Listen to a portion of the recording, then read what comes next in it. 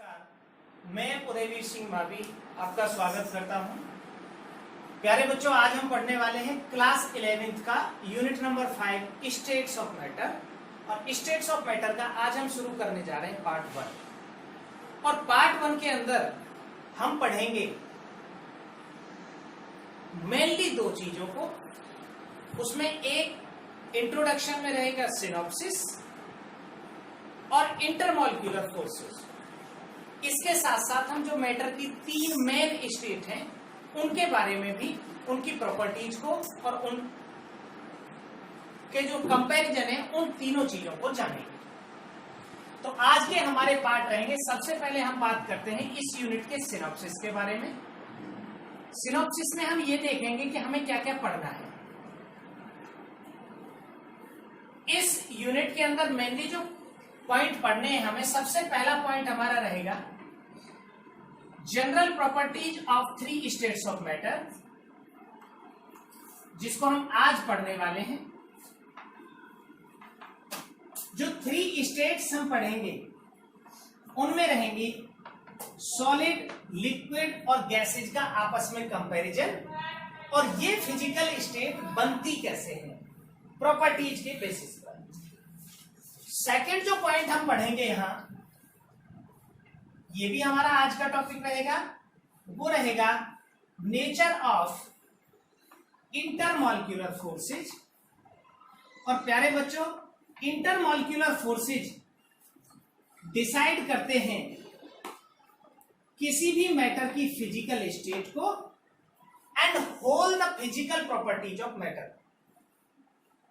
Intermolecular forces में mainly हम पढ़ेंगे dispersion forces, dipole dipole forces, ion dipole force, hydrogen bond, और एक पढ़ेंगे हम पोलर और नॉन पोलर मॉलिक्यूल के बीच का फोर्स। तो टोटल 5 तरीके के फोर्सेज हम इसमें पढ़ेंगे नेचर ऑफ इंटरमॉलिक्यूलर फोर्सेज में। तीसरा हमारा जो टॉपिक रहेगा इस यूनिट का, वो रहेगा the behaviour of gases. Behaviour of gases में हम मेनली 2 चीजें पढ़ेंगे। इस यूनिट का सबसे इंपॉर्टेंट पार्ट यही रहेगा, द बिहेवियर ऑफ गैसेज। और इसमें हम 2 बातें पढ़ेंगे। एक वो प्रॉपर्टीज जो गैसेज को डिसाइड करती हैं कि कोई गैस गैस क्यों होता है, किन प्रॉपर्टीज के बेसिस पर हम इनको डिसाइड करते हैं। और इसमें एक इंपॉर्टेंट टॉपिक रहेगा, वो रहेगा gaseous laws. Gaseous laws gases की करीब सभी प्रॉपर्टीज को एक्सप्लेन कर देते हैं। उसमें हमारा बॉयस लॉ है, चार्ल्स लॉ है, गैलीशैक लॉ है, आइडियल गैस इक्वेशन है, Dalton's law of partial pressure है, और ग्राहम्स लॉ ऑफ डिफ्यूजन है। तो टोटल 7 लॉज हम यहां पढ़ेंगे आइडियल गैस इक्वेशन को शामिल कर। तो तीसरा टॉपिक हमारा ये रहेगा। चौथा जो टॉपिक रहेगा kinetic molecular theory of gases. Kinetic molecular theory of gases. Kinetic molecular theory of gases ने गैसेज के बिहेवियर को एक्सप्लेन किया था। हम जब गैसेज का इंट्रोडक्शन पढ़ते हैं तो उसमें एक पॉइंट पढ़ते हैं, जो गैसियस पार्टिकल्स होते हैं वो बहुत दूर दूर होते हैं। Gaseous particles are free to move, highly compressible होते हैं, उनके बीच में बहुत ज्यादा स्पेस होता है, और गैसेज को प्रेशर अप्लाई करके लिक्विफाई किया जा सकता है। ये सारी बातें बताई थी kinetic molecular theory of gases ने। और इसमें हम 2 ही बातें पढ़ेंगे। एक इसके पोस्टुलेट्स, जो करीब 6 पोस्टुलेट्स हैं इसके रूल्स, और एक इसमें पढ़ेंगे मैक्सवेल डिस्ट्रीब्यूशन ऑफ स्पीड्स। और गैसेज के जो पार्टिकल्स हैं वो 3 स्पीड से ट्रेवल करेंगे। उसमें एक रहेगा v एवरेज, एक रहेगा v आरएमएस, और एक V most probable. Average velocity, root mean square velocity and most probable velocity. तो ये 3 स्पीड्स के बारे में हम पढ़ेंगे। फिर हमारा अगला टॉपिक रहेगा real gases.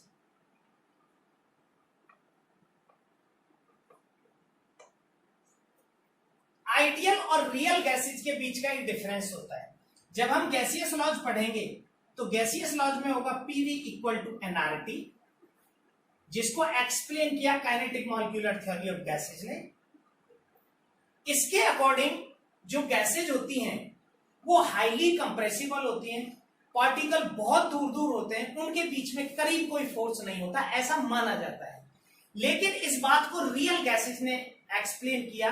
Von der Waal gas equation दी गई। Van der Waal gas equation थी P plus A upon V square V minus B equal to RT, 1 mole के लिए। और इसने एक्सप्लेन किया कि पार्टिकल्स के बीच में फोर्स जीरो नहीं होता और जो पार्टिकल होते हैं उनका वॉल्यूम टोटल वॉल्यूम के कंपैरिजन में कभी नेग्लिजिबल भी नहीं मान सकते। इसके अलावा हमारा अगला टॉपिक है जो काफी इंपॉर्टेंट है, लिक्विफैक्शन ऑफ गैसेज। इस टॉपिक से हम शुरुआत की तरफ चले जाएंगे। किसी भी गैस को हम लिक्विड कैसे बना सकते हैं, कौन गैस इजीली लिक्विफाई हो सकता है, how can we decide a gas is easily liquefiable और नॉट। कोई गैस आसानी से लिक्विड बन जाएगी या नहीं बनेगी, वो किस बात से डिसाइड होगा? It decides on the basis of nature of intermolecular forces, जो हमारा आज का टॉपिक रहने वाला है। और इसके बाद हम इसमें 3 बातें पढ़ेंगे। एंड्रयूज आइसोथर्म पढ़ेंगे, इसमें हम कंटिन्यूटी ऑफ स्टेट पढ़ेंगे और क्रिटिकल टेम्परेचर, प्रेशर और वॉल्यूम हम पढ़ेंगे लिक्विफैक्शन ऑफ गैसेज में। टीसी, पीसी, वीसी, इन तीनों के आपस में रिलेशन। किसी भी गैस का क्रिटिकल टेम्परेचर जितना ज्यादा होता है वो गैस उतनी ही आसानी से लिक्विफाई हो सकती है। और इसके अलावा हम इसमें पढ़ेंगे जो हमारा लास्ट का टॉपिक रहेगा, वो रहेगा लिक्विड स्टेट।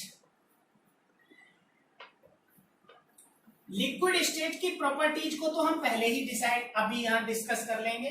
जो हमारा पॉइंट नंबर 1 होगा, general properties of 3 states of matter, इसी में हम डिसाइड कर लेंगे।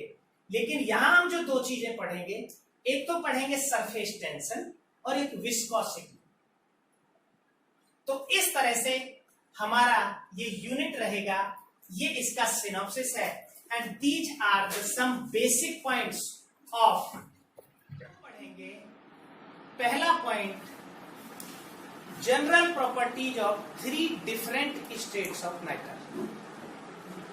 प्यारे बच्चों, वैसे तो हमने बहुत सारी जगह पर मैटर की 5 स्टेट्स के बारे में सुना है, लेकिन हम यहाँ 3 स्टेट को ही मेनली पढ़ेंगे, बाकी 2 स्टेट का इंट्रोडक्शन जरूर देंगे। आप अपने आसपास बहुत सारे पदार्थ ऐसे देखते हैं, अगर हम उनकी लिस्ट बनाएं तो अपने घर के अंदर कॉपी है, पेंसिल है, चीनी है, टेबल है, दूध है, पानी है, अगरबत्ती का धुआं है। अपने आसपास जब कभी चिमनियां देखते हो, उन चिमनियों के धुएं हैं। ऐसे बहुत सारे पदार्थ हम अपने आसपास देखते हैं। अगर हम उन पदार्थों की प्रॉपर्टीज को अलग अलग लिखना चाहें तो हमें मैटर की 3 डिफरेंट स्टेट की प्रॉपर्टीज पता चल जाएगी।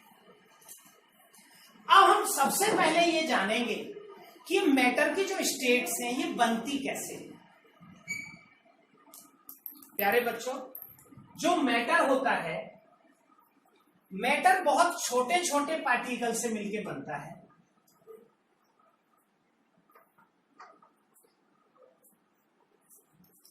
और और वो पार्टिकल एटम हो सकते हैं या मॉलिक्यूल हो सकते हैं। उन पार्टिकल के बीच में जो फोर्स है, उनके बीच में जो अट्रैक्शन का बल लगता है, वो डिसाइड करता है किसी भी मैटर की फिजिकल स्टेट को। और उन फोर्स के अकॉर्डिंग मैटर की जो स्टेट्स हैं वो 3 डिफरेंट स्टेट हो सकती हैं। और उन तीनों डिफरेंट स्टेट की हम प्रॉपर्टीज को पढ़ेंगे। और ये तीनों स्टेट आपस में चेंज कैसे हो सकती हैं, हम इन सभी बातों को भी जानेंगे। सबसे पहली मैटर की जो स्टेट है वो है सॉलिड। फिर जो मैटर की सेकंड स्टेट है वो है लिक्विड। और थर्ड स्टेट है वो है गैस। अगर हम गैस को और ज्यादा गर्म कर देते हैं, हीट कर देते हैं, तो नई स्टेट बनती है मैटर की सुपर हीटेड गैसियस स्टेट, जिसे हम प्लाज्मा स्टेट भी कहते हैं। और उससे बहुत सारे ऐसे मटेरियल्स, ऐसे अपरेटस बनाए जाते हैं जो शाइनिंग के काम आते हैं, चमकदार चीजें बनाने के काम आते हैं। और अगर इसी तरह किसी भी सॉलिड को कूल कर दिया जाए, ठंडा कर दिया जाए, तो बनती है बॉस-डिराक, बॉस-आइंस्टीन कंडेंसेट।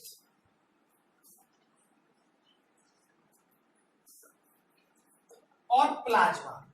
तो इस तरह से मैटर की स्टेट हुई 5। अब हम छोटे छोटे एग्जाम्पल्स लेकर अपने आसपास की वस्तुओं को, उनको हम सॉलिड, लिक्विड, गैस में डिवाइड करेंगे एग्जाम्पल्स लेकर। जैसे मैंने अभी बताया था कि अपने आसपास जो मटेरियल मौजूद है, उन सभी मटेरियल्स के प्रॉपर्टीज को देखो। सबसे पहले ऐसा मटेरियल जो एक जगह रखा रहता है, जिसका वॉल्यूम और शेप चेंज ना होता हो, वो सॉलिड होता है। और कोई ऐसा मटेरियल जो उड़ जाता हो अपने आप हवा में, वो गैस होता है। और कोई ऐसा मटेरियल जो बह जाता हो, जो बहने लगे, वो लिक्विड होता है। तो इन्हीं आधार पर डिसाइड होंगी मैटर की 3 डिफरेंट स्टेट की प्रॉपर्टीज। तो सबसे पहले हम देखते हैं पार्टिकल के बीच में डिस्टेंस के आधार पर। सॉलिड स्टेट में पार्टिकल्स क्लोजली पैक्ड होते हैं एक दूसरे के साथ, इस तरह से। इनके बीच में जो खाली जगह होती है पार्टिकल्स के, उसको हम वॉइड कहते हैं। वॉइड, ये सॉलिड होते हैं। अगर यही पार्टिकल मिलकर लिक्विड बनाए तो इनके बीच का जो स्पेस है वो बढ़ जाता है।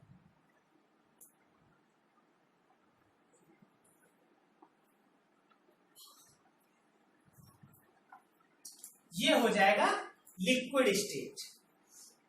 और अगर हम गैसियस स्टेट की बात करें, तो गैसियस स्टेट में इन पार्टिकल्स के बीच की जो डिस्टेंस है वो और बढ़ जाएगी और पार्टिकल दूर दूर हो जाएंगे।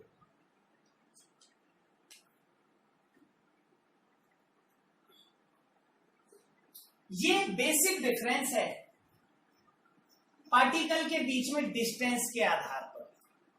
अब हम वो पॉइंट लिखेंगे जिनसे मैटर की इन तीनों स्टेट का डिफरेंस किया जा सके। सबसे पहले हम लेंगे डेफिनेट मास के लिए वॉल्यूम। नंबर 1 प्रॉपर्टी हम देखेंगे वॉल्यूम को। इनका वॉल्यूम, जो सॉलिड्स होते हैं, सॉलिड का वॉल्यूम डेफिनेट होता है, निश्चित वॉल्यूम होता है, न घटता है न बढ़ता है। इनका भी वॉल्यूम डेफिनेट होता है। गैसेज का वॉल्यूम इनडेफिनेट होता है।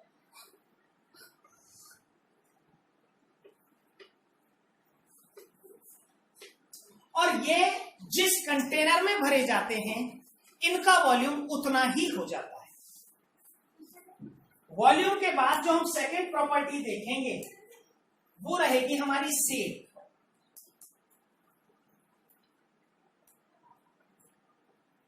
इनकी शेप, जो सॉलिड होते हैं इनकी शेप डेफिनेट होती है, निश्चित आकार के होते हैं। लिक्विड की शेप इनडेफिनेट होती है। जिस बर्तन में भरे जाते हैं ये उसी की शेप को ले लेते हैं। इसी तरह गैस है, गैस की शेप भी इनडेफिनेट होती है। जिस बर्तन में भरे जाते हैं ये भी उसी की शेप को ले लेते हैं। तीसरी प्रॉपर्टी जो हम देखेंगे वो है कंप्रेसिबिलिटी। कंप्रेसिबिलिटी का मतलब है इनको प्रेशर अप्लाई करके दबाना, कंप्रेस करना। तो इनमें कंप्रेसिबिलिटी लीस्ट होती है, सबसे कम कंप्रेसिबिलिटी होती है, लीस्ट कंप्रेसिबिलिटी। और ये मोस्ट कंप्रेसिबल होते हैं। और इनमें इंटरमीडिएट कंप्रेसिबिलिटी होती है बिटवीन सॉलिड एंड गैस। तो सबसे ज्यादा कंप्रेसिबिलिटी किसमें हुई? गैसेज के अंदर। गैसेज के जो पार्टिकल्स होते हैं उनको हम हाईली कंप्रेस, ज्यादा कंप्रेस करके और उनके वॉल्यूम को घटाया जा सकता है। तो उनका वॉल्यूम मैक्सिमम होता है, इनका वॉल्यूम मिनिमम होता है। और घटा हम उसको सकते हैं जो ज्यादा से ज्यादा हो।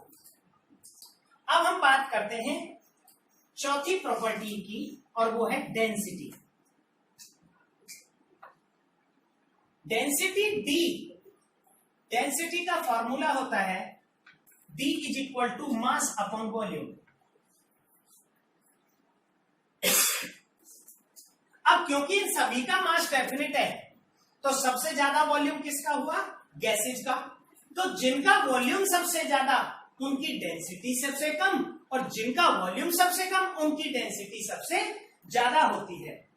तो जो सॉलिड्स होते हैं इनकी डेंसिटी होती है हाई और इनकी डेंसिटी होती है लीस्ट, सबसे कम, और इनकी डेंसिटी होती है लेस, कम। तो सबसे ज्यादा डेंसिटी सॉलिड की और सबसे कम डेंसिटी गैसेज की। डेंसिटी का मैंने फॉर्मूला बता दिया था, मास अपॉन वॉल्यूम होता है। क्योंकि मास सभी का डेफिनेट है तो वॉल्यूम सबसे ज्यादा किसका है? गैस का। वॉल्यूम होता है कोई भी मैटर जितना एरिया घेरता, जितना हिस्सा कवर करता है, जगह जो घेरता है उसको वॉल्यूम कहते हैं। तो सबसे ज्यादा जगह कौन घेरती है? गैसेज। अब हमारी पांचवी प्रॉपर्टी होगी नंबर ऑफ सरफेसेस। पांचवी प्रॉपर्टी होगी नंबर ऑफ सरफेसेस।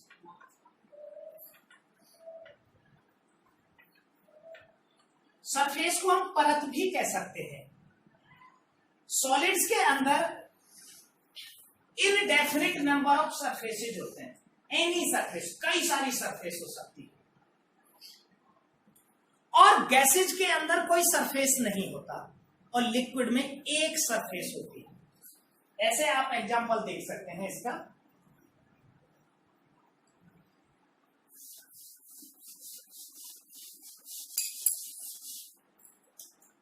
अगर हमारा कोई सॉलिड है ये, तो इसमें पार्टिकल की ये सरफेस हो सकती है, एनी सरफेस, यहां भी, यहां भी, यहां भी, यहां भी, यहां भी।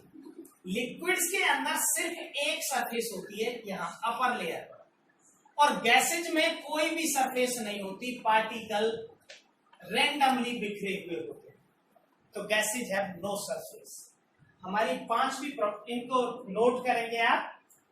Surface can be any in number, not definite, only one, और नो सरफेस। ये प्रॉपर्टी हो गई 5। अब इनके बाद हम 6 प्रॉपर्टी की जो बात करेंगे वो करेंगे डिफ्यूजन के बारे में। तो मैं पहले आपको डिफ्यूजन की डेफिनेशन बताऊंगा, फिर हम इन तीनों में कंपैरिजन करेंगे डिफ्यूजन।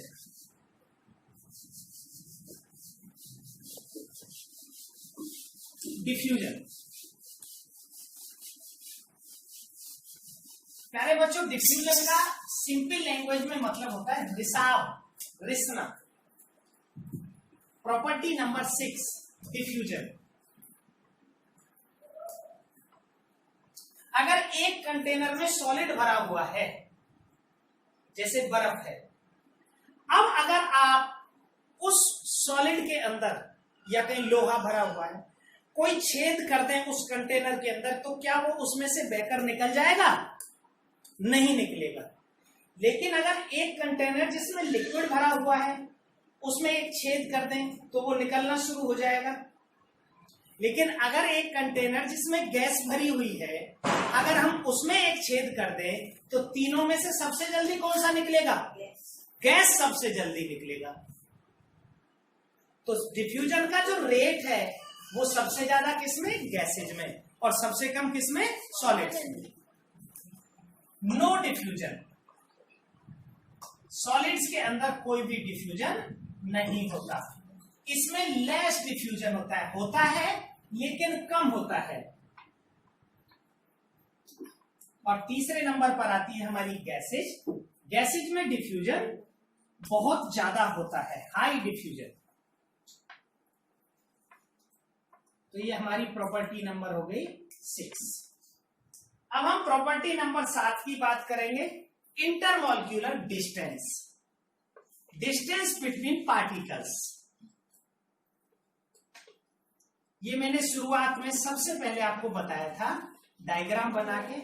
सॉलिड के बीच में डिस्टेंस सबसे कम और गैसेज के बीच में डिस्टेंस सबसे ज्यादा। लीस्ट डिस्टेंस,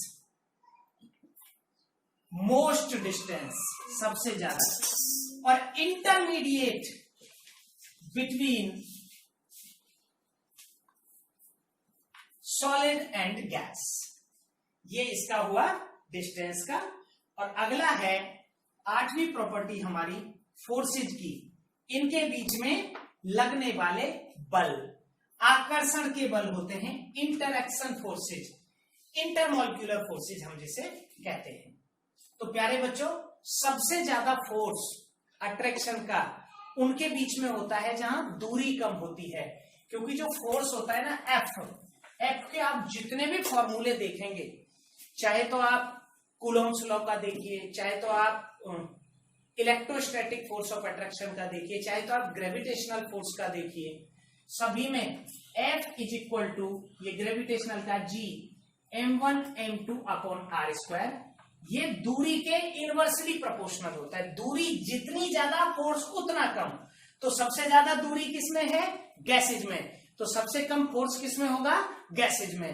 तो जिसमें फोर्स सबसे कम होगा वो आपस में सबसे कम बंधे होंगे, और जिसमें फोर्स सबसे ज्यादा होगा वो आपस में सबसे ज्यादा बंधे होंगे। तो इसके अकॉर्डिंग आपस में सबसे ज्यादा कौन बंधा हुआ है? सॉलिड। तो फोर्स सबसे ज्यादा किसमें हुए? सॉलिड में। और सबसे कम फोर्स किसमें हुए? गैस। फोर्सेज इसमें होते हैं हाईएस्ट फोर्स और इसमें होते हैं लोएस्ट फोर्स और इसमें होते हैं intermediate between gas and solid. तो प्यारे बच्चों, ये 3 मैटर की डिफरेंट स्टेट की प्रॉपर्टीज रही। अब मैं आप लोगों को कुछ क्वेश्चंस देता हूं इन प्रॉपर्टीज के बेसिस पर, जिन्हें आप सॉल्व करना है। सिंपली आप अंदाजा लगाएंगे कि वो मैटर की कौन सी स्टेट होगी। पहला क्वेश्चन है, हाईली कंप्रेसिबल कौन होगा? Gases. Definite volume and indefinite shape, volume definite होगा और इनडेफिनेट शेप होगी। Volume definite, indefinite shape, gases. Sorry, volume definite और इनडेफिनेट शेप लिक्विड, क्योंकि गैसेज का तो वॉल्यूम भी इंडेफिनेट और शेप भी इंडेफिनेट होता है। अगला क्वेश्चन है, can have any number of surface, in matter की स्टेट में से सरफेस किसकी डेफिनेट नहीं होंगी? तो डेफिनेट सरफेस किसकी नहीं होगी? सॉलिड की। सॉलिड में कई सारी सरफेस हो सकती हैं। Molecules move randomly with in the restricted surface. Molecules जो होते हैं, जो पार्टिकल्स होते हैं, वो रैंडमली मूव करते रहते हैं एक पर्टिकुलर एरिया के भीतर। रेस्ट्रिक्शन का मतलब निश्चित वॉल्यूम में, तो वो कौन होगा? लिक्विड। और अगर उसका वॉल्यूम रेस्ट्रिक्ट हटा दिया जाए, रेस्ट्रिक्शन, तो वो कौन बन जाएगा? गैस होगा। पार्टिकल मोशन मूवमेंट लिक्विड में भी होता है, मूवमेंट गैसेज में भी होता है, लेकिन लिक्विड का मूवमेंट एक रेस्ट्रिक्शन के अंदर और गैसेज का मूवमेंट अनलिमिटेड होता है। और अगला पॉइंट है इंटरमॉलिक्यूलर फोर्सेज आर स्ट्रॉन्गेस्ट। सबसे ज्यादा इंटरमॉलिक्यूलर फोर्स किस में रहेंगे? सॉलिड्स में। और सबसे कम किस में रहेंगे? गैसेज में। तो ये हमारा रहा। और अब करते हैं शुरू हमारा topic number 2, states of matter का नेचर ऑफ इंटरमॉलिक्यूलर फोर्सेज। प्यारे बच्चों, सबसे पहले हमें समझना होगा इंटरमॉलिक्यूलर फोर्सेज की डेफिनेशन, क्योंकि अभी जब हम मैटर की 3 स्टेट्स को पढ़ रहे थे तो इंटरमॉलिक्यूलर फोर्सेज का ऑर्डर था, सबसे ज्यादा इंटरमॉलिक्यूलर फोर्स होते हैं सॉलिड स्टेट के, सबसे ज्यादा, और इससे कम होते हैं लिक्विड के, और सबसे कम इंटरमॉलिक्यूलर फोर्सेज होते हैं गैसेज के। तो कहने का मतलब हुआ इंटरमॉलिक्यूलर फोर्सेज को डिसाइड करते हैं स्टेट्स ऑफ मैटर की प्रॉपर्टीज को, या इंटरमॉलिक्यूलर फोर्सेज से सारी physical properties of matter decide होती है। तो सबसे पहले, जैसा इसके नाम में है, इंटर का मतलब होता है डिफरेंट, दो अलग अलग मॉलिक्यूल के बीच में लगने वाला force. The force which acts between two different molecule called intermolecular force। मैं एग्जांपल देता हूं। अगर एक वाटर का मॉलिक्यूल है H2O, तो वाटर का मॉलिक्यूल 3 एटम से मिलकर बनता है, 2 एटम हाइड्रोजन के और 1 एटम ऑक्सीजन का। ये एक वाटर का मॉलिक्यूल है। एटम्स के बीच में बनता है बॉन्ड, और ये जब एक मॉलिक्यूल बन जाता है तो ये दूसरे वाटर के मॉलिक्यूल के साथ इस तरह से, ये दूसरा वाटर का मॉलिक्यूल है, ये आपस में इस तरह से अटैच होते हैं। दो मॉलिक्यूल के बीच का जो ये अटैचमेंट है, ये इंटरमॉलिक्यूलर फोर्स कहलाता है। एक और एग्जांपल के साथ हम देख लेंगे, जैसे HCl और ये दूसरा HCl, negative positive, negative positive.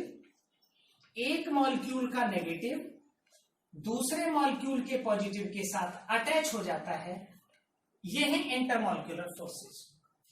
Intermolecular force जितना ज्यादा होगा, डेंसिटी उतनी ज्यादा होगी, मेल्टिंग बॉइलिंग पॉइंट उतने ज्यादा होंगे, और कोई भी मैटर की जो स्टेट है वो सॉलिड हो जाएगी। और जैसे जैसे इंटरमॉलिक्यूलर फोर्सेज कम हो जाते हैं, वो स्टेट लिक्विड और फिर गैस में कन्वर्ट हो जाती है। अब ये प्रॉपर्टीज को डिसाइड कैसे करते हैं? अभी मैंने बताया था कि एटम्स के बीच में लगते हैं केमिकल बॉन्ड। ये एक मॉलिक्यूल है कोई AB का, इसके बीच में यह है केमिकल बॉन्ड, जो 2 तरह के होते हैं, आयनिक बॉन्ड और कोवेलेंट बॉन्ड, एटम के बीच में लगता है। अब यही मॉलिक्यूल जब दूसरे मॉलिक्यूल के साथ जुड़ेगा, तो इन 2 मॉलिक्यूल के बीच में बनेगा फिजिकल फोर्स, जिसका नाम है इंटरमॉलिक्यूलर फोर्स।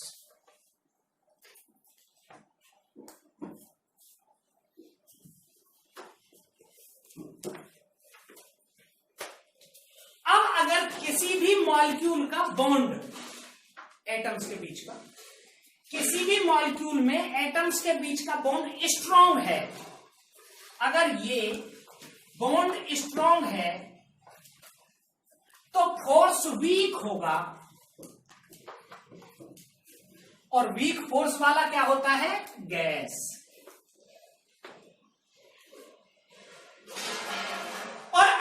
किसी भी मॉलिक्यूल का बॉन्ड वीक है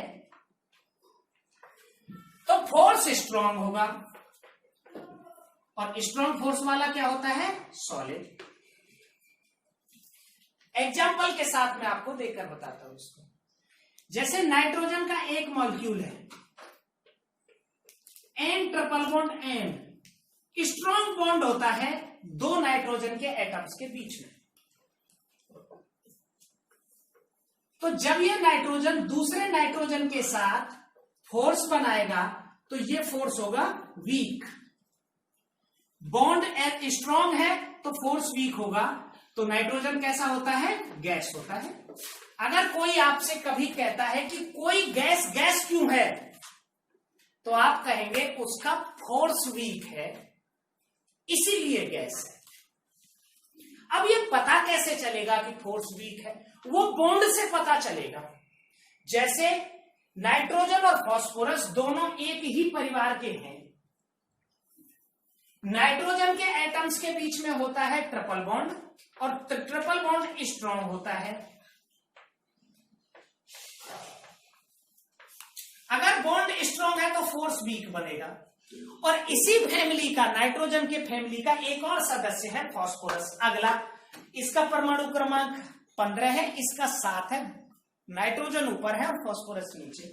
तो फास्फोरस के जो परमाणु होते हैं उनके बीच में होता है सिंगल बॉन्ड, इस तरह से। अब ये सिंगल बॉन्ड होता है वीक, बॉन्ड वीक होता है, तो इनके बीच में फोर्स स्ट्रांग बनेगा, तो फास्फोरस होगा हमारा सॉलिड। एक बार तो इस तरह से इनकी प्रॉपर्टी डिसाइड होती है। एक और प्रॉपर्टी मैं यहां बताऊंगा आपको कि अगर किसी परमाणु का आपस में बॉन्ड स्ट्रांग है तो वो लेस रिएक्टिव होगा, वो रिएक्शन नहीं करेगा। तो इसी के अकॉर्डिंग नाइट्रोजन गैस होता था क्योंकि इसका फोर्स वीक है। फास्फोरस सॉलिड होता था क्योंकि इसका फोर्स स्ट्रांग है। लेकिन इसी के अकॉर्डिंग नाइट्रोजन का क्योंकि बॉन्ड स्ट्रांग है तो नाइट्रोजन लेस रिएक्टिव होगा। अगर वाटर के साथ रिएक्शन कराए आप, एक कंटेनर में नाइट्रोजन ले लें, एक कंटेनर में फास्फोरस ले लें, तो फास्फोरस जल्दी रिएक्शन करेगा। तो ये इस तरह से इनकी प्रॉपर्टी डिसाइड होती है। एक और मैं एग्जांपल के साथ आपको बताता हूं। इसी तरह का एग्जांपल है बिल्कुल। आप लें H2O और उसी फैमिली का है H2S, sorry H2S hydrogen sulphide. इसी तरह आप लें HF और उसी फैमिली का है HCl। तो जिसके फोर्स स्ट्रांग हैं उसके मेल्टिंग बॉइलिंग पॉइंट ज्यादा होंगे, उसकी डेंसिटी ज्यादा होगी। और तो फोर्स किससे डिसाइड होते हैं? जैसे हमने यहां डिसाइड किया था, ये बॉन्ड की स्ट्रेंथ से डिसाइड होते हैं। भैया जिसका बॉन्ड स्ट्रांग उसके फोर्स वीक, बॉन्ड स्ट्रांग तो फोर्स वीक। यहां आप एग्जांपल देख सकते हैं HCl और HF का। ये HF का बॉन्ड है, ये HCl का बॉन्ड है। तो HF का बॉन्ड स्ट्रांग होता है तो HF का फोर्स वीक होगा, ठीक है। और इसका बॉन्ड वीक है तो फोर्स स्ट्रांग होगा, वाइस वर्सा है। अब हम यहां क्या देखते हैं कि HF और HCl के केस में इनके बीच का जो बॉन्ड है H और F के बीच का, ये हाईली पोलर बॉन्ड है, पोलर बॉन्ड। तो पोलर बॉन्ड वीक होते हैं तो इनका फोर्स कैसा होगा? स्ट्रांग। बॉन्ड वीक तो फोर्स स्ट्रांग। अगर फोर्स स्ट्रांग है तो ये वाला, इसमें हाइड्रोजन बॉन्ड होता है। मैं जब हाइड्रोजन बॉन्ड पढ़ाऊंगा तब और बताऊंगा। सेम कॉन्सेप्ट होगा, ये वाला भी, ये वाला भी, ये वाला भी, तीनों। तो ऐसे ही H2O में स्ट्रांग फोर्स होता है, वीक बॉन्ड होता है। तो स्ट्रांग फोर्स वाले का मेल्टिंग बॉइलिंग पॉइंट ज्यादा होगा। इसी तरह HCl जो होता है वो हमारा क्या होता है? गैस। और HF क्या होता है? लिक्विड। तो इसके फोर्स वीक बॉन्ड स्ट्रॉन्ग। इसी तरह वाटर क्या होता है, लिक्विड, और ये क्या होता है, गैस। तो ये डिसाइड होती हैं मैटर की प्रॉपर्टीज। अब लिखेंगे हम टाइप ऑफ इंटरमॉलिक्यूलर फोर्सेज, जो इस बात से डिसाइड करेंगे कि मॉलिक्यूल की नेचर क्या है। तो सबसे पहले लिखेंगे टाइप ऑफ इंटरमॉलिक्यूलर फोर्सेज। ये मैंने आपको बता दिया इंटरमॉलिक्यूलर फोर्सेज क्या होते हैं, किसके वीक और किसके स्ट्रांग होते हैं, और वो प्रॉपर्टीज को किस तरह अफेक्ट करते हैं। और आइए अब हम शुरू करते हैं इंटरमॉलिक्यूलर फोर्सेज के टाइप से। और अब हम पढ़ेंगे टाइप ऑफ इंटरमॉलिक्यूलर फोर्सेज, और ये इंटरमॉलिक्यूलर फोर्सेज के टाइप हैं मॉलिक्यूल के बेसिस पर। और जो मॉलिक्यूल हैं वो हमारे किस तरह के हैं, उसी के अकॉर्डिंग बनता है फोर्स। एग्जाम्पल के लिए, अगर कोई हमारा एटम है या नॉन पोलर मॉलिक्यूल है, जैसे कि इनर्ट गैसेज हैं, मोनो एटॉमिक मॉलिक्यूल होते हैं, जैसे नियॉन, हीलियम, ऑर्गन, या मॉलिक्यूल्स हैं N2, O2, O2, जो नॉन पोलर मॉलिक्यूल या मोनो एटॉमिक एटम्स होते हैं, उनके बीच में लगता है डिस्पर्सन और लंडन फोर्स, और ये सबसे कमजोर फोर्स होता है। कमजोर क्यों होता है? कि इसके बनने का तरीका ऐसा है कि एक मॉलिक्यूल होता है ये, और इसमें जो इलेक्ट्रॉन क्लाउड है वो इक्वली डिस्ट्रीब्यूट रहता है सभी तरफ। जब ये मॉलिक्यूल रोटेट करके जाता है, घूमता है एटम, तो एटम के घूमने के बाद इसका चार्ज कुछ पल के लिए एक साइड में शिफ्ट हो जाता है, और जैसे ही एक साइड में शिफ्ट होता है, उसके अपोजिट साइड में पॉजिटिव चार्ज बन जाता है, जिसे हम कहते हैं इंस्टेंट डाइपोल, कुछ पल के लिए बनने वाला डाइपोल। और ये अपने सामने वाले मॉलिक्यूल पर एक और डाइपोल बना लेता है, जिसे हम कहते हैं इंस्टेंट इंड्यूस्ड डाइपोल। डाइपोल नहीं था, नॉन पोलर मॉलिक्यूल था, इसमें चार्ज शिफ्ट हुआ, चार्ज शिफ्ट होने के बाद कुछ पल के लिए इंस्टेंट डाइपोल बना, और उसने अपने सामने एक इंड्यूस्ड डाइपोल बनाया।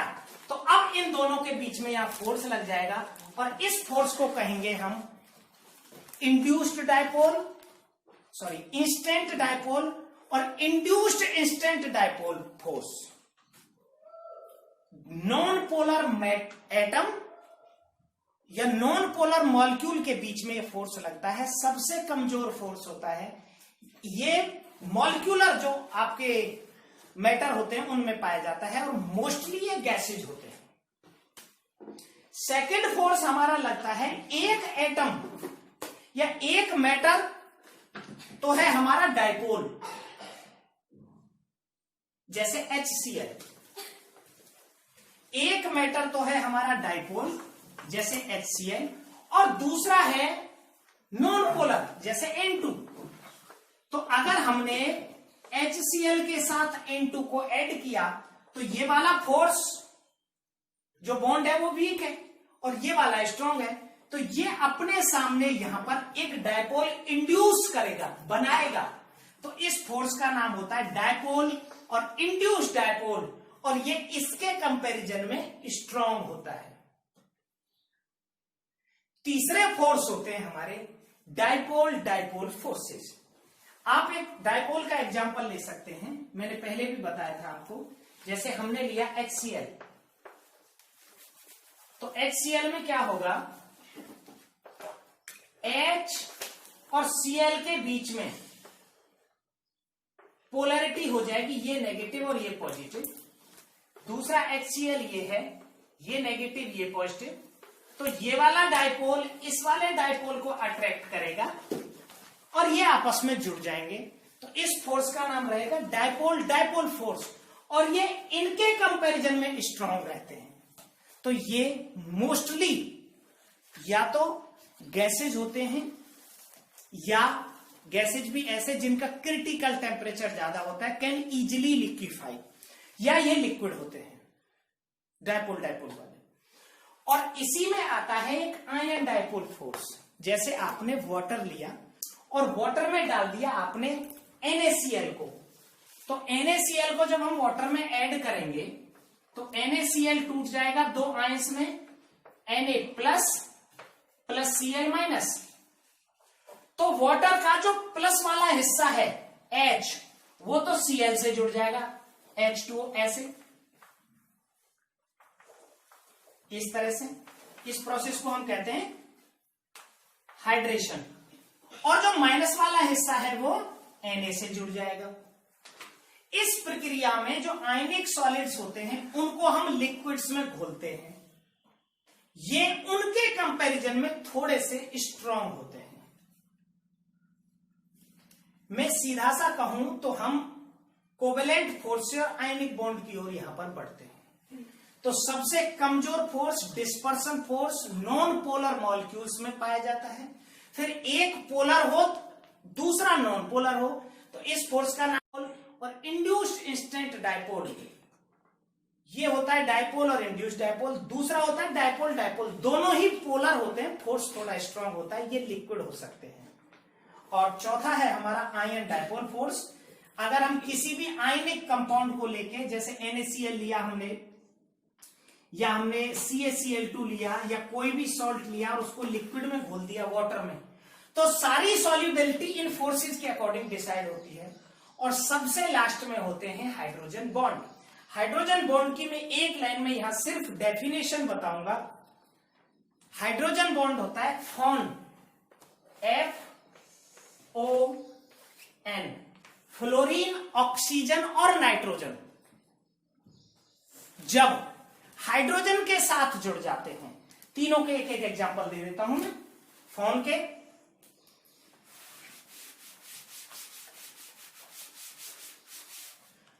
FON HF,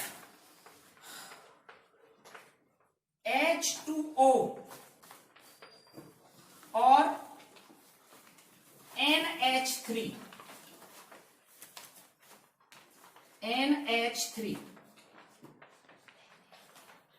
जब ये इलेक्ट्रोनेगेटिव एटम